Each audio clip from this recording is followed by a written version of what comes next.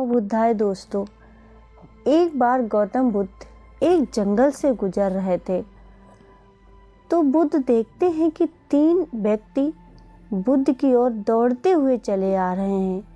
वह तीनों व्यक्ति बुद्ध के पास आ जाते हैं और बुद्ध से पूछते हैं कि मुनिवर, क्या आपने यहाँ से एक महिला को भागते हुए देखा?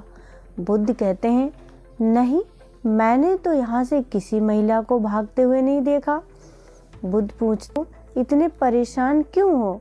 वे व्यक्ति कहते हैं, वह स्त्री एक चोरनी थी, वो हमारा सारा धन लेकर भाग गई। बुद्ध कहते हैं, लेकिन बिना कारण ही वह महिला आपका सारा धन कैसे लेकर भाग गई? वह तीनों कहते हैं, बिना कारण नहीं, हम तीनों उस महिला को अपने मनोरंजन के लिए लाए थे, परंतु उसने हम तीनों को ही मदिरा पिला पिलाकर बेहोश कर दिया और हमारा सारा धन लेकर वहाँ से भाग गए। यह सुनकर बुद्ध मुस्कुराकर कहते हैं, अच्छा है, उस स्त्री ने तुम्हारा कुछ बोझ ही हल्का कर दिया। यह सुनकर उन तीनों में से एक व्यक्ति को बहुत गुस्सा आ जाता है और वह गुस्से में चिल्लाते हुए बुद्ध से कहता है, अरे तुम हमारा मजाक बना रहे हो? तुम्हें पता भी है वह धन कितना था?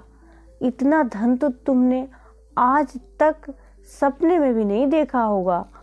वह व्यक्ति यह नहीं जानता था कि महात्मा बुद्ध सन्यासी बनने से पहले एक राजा के बेटे थे जिनके पास धन की कोई कमी नहीं थी।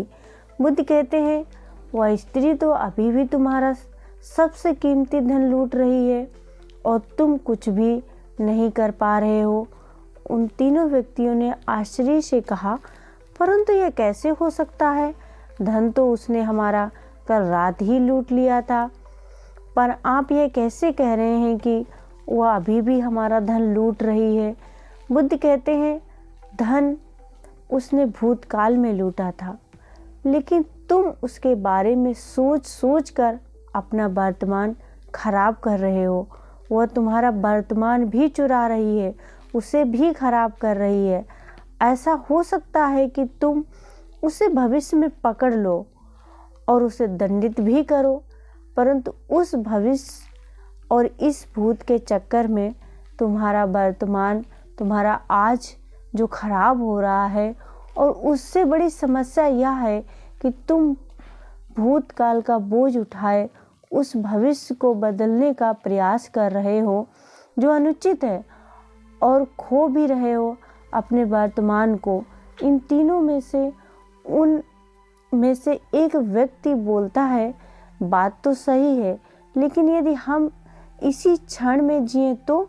बुद्ध कहते हैं, यदि तुम इसी क्षण में जी पाए तो तुम खुद को जान पाओगे और अपने सभी दुखों का कारण भी जान पाओगे। उन तीनों में से एक व्यक्ति हंसते हुए कहता है कि क्या आपने आपको जान पाए? अगर जान भी गए तो उससे क्या बदल गया? उन तीनों व्यक्तियों में से एक के पास बांसुरी होती है। बुद्ध कहते हैं, मित्र, तनिक अब मुझे अपनी बांसुरी देना। यह सुनकर वह तीनों हंसने लगते हैं और कहते हैं, लो भाई, अब यह सन्यासी बांसुरी बजाएगा। बुद्ध बांसुरी लेकर बजाना शुरू करते हैं तो आसपास के पेड़ पौधे में बैठे सभी पक्षी बुद्ध के आसपास मंडराने लगते हैं और वह तीनों व्यक्ति भी बांसुरी धुन में खो जाते हैं, मुग्ध हो जाते हैं। कुछ देर बाद बुद्ध बांसुरी बजाना बंद कर देते हैं, परंतु फिर भी वह तीनों व्यक्ति बुद्ध को एकटक देखे जा रहे थे, क्योंकि उन तीनों ने इतनी मधुर बांसुरी की धुन कभी नहीं सुनी थी। वे तीनों बुद्ध से पूछते हैं, आप इतनी मधुर बांसुरी कैसे बजा लेते हैं? बुद्ध कहते हैं, यदि तुम इतनी मधुर बांसुरी बजाना चाहते हो तो बांसुरी पर ध्यान न लगाकर अपने जीवन पे ध्यान लगाओ, अपने आप को साधने की कोशिश करो। यदि तुम खुद को जान गए तो बांसुरी की धुन खुद ही मधुर हो जाएगी। तब लोग उसको सुनकर स्वयं ही आनंदित होंगे। इतना कहकर बुद्ध उनकी बांसुरी वापस कर देते हैं और वहाँ से चले जाते हैं। उनमें से एक व्यक्ति दौड़कर बुद्ध के पैर पकड़ लेता है और कहता है, मुनिवर, क्या आप मुझे बांसुरी बजाना सिखाएंगे? बुद्ध मुस्कुराते हैं और कहते हैं, अवश्य, परंतु मैं तुमसे तुम्हारा सारा अहंकार छीन लूँगा। मंजूर है? फिर वह व्यक्ति बुद्ध का शिष्य बन जाता है और वो हमेशा के लिए अपना अहंकार, लोभ, मोह छोड़कर बुद्ध की शरण में चला जाता है।